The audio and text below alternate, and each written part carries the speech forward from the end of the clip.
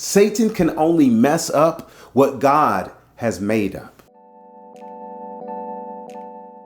Grace and peace, everybody. Welcome to Sabbath School Study Group, part 2 of the rules of engagement. And we're looking at our enemy by looking at how he behaved in the life of Job. Since we know the devil can't create anything, the only thing he can do is confuse what God has created. We'll see that in the story of Job here in a second. But before we go there, thank you for watching. We appreciate you. Come on, subscribe to this channel. We know that God is blessing. He's speaking and answering prayer, and we want you to be a part of that. So we appreciate you joining us. And beyond that, you can go to the website at changeministry.org, where you'll see this study and a whole lot more. And if the study and if the videos aren't enough, we'd love to come to your church, group, or school. Remember, we're even willing to come at our own expense, but we rely on you to extend the invitation. Job is the story of faith. It's a story of someone who was tested and tried because God is tried and true. The character of God, the love of God, to go through 40 chapters of this up and down, and finally God speaks and he testifies. And everything that the devil said he wasn't, God is and more. Now in Job chapter 1 verse 8, the Lord is encountered by Satan and he says, "Hast thou considered my servant Job, that there is none like him in the earth, a perfect and an upright man, one that feareth God and escheweth evil?"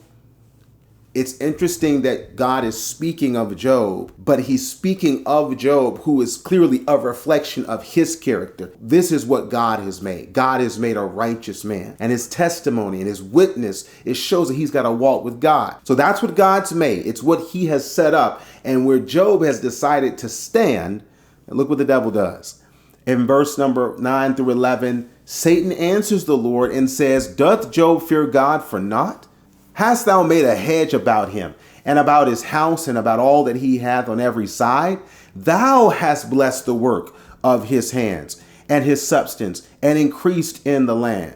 That's a testament to what God has made. So what does the devil set out to do? "But put forth thine hand now, and touch all that he hath, and he will curse thee to thy face." And in this first encounter, God says, fine, you can put your hand on all the things that I've made in his life. And so the devil goes about messing up what God has made up. He's not a creator. He's a confuser. And that's what he tries to do with all the stuff around Job. But Job says, "Though he slay me, yet will I trust him. God is still good." And so he leans in a second time. In Job chapter 2.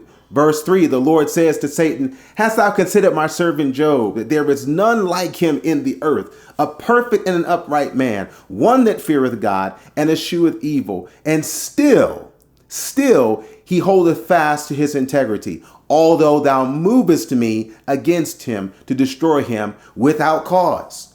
So you try to mess up everything around him. Now look at what Satan does.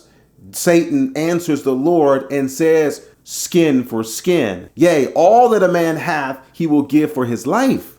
But put forth thy hand now, and touch his bone and his flesh, and he will curse thee to thy face." Again, Satan goes to mess up what God has made up, but he goes in deeper. Now he starts to literally touch Job and afflict him to mess with his mind. See, it's a mind game at this point. If he can't get to all the stuff or even people around us, he tries to attack the faith that is within us. And he's done it before, and he does it over and over because it works.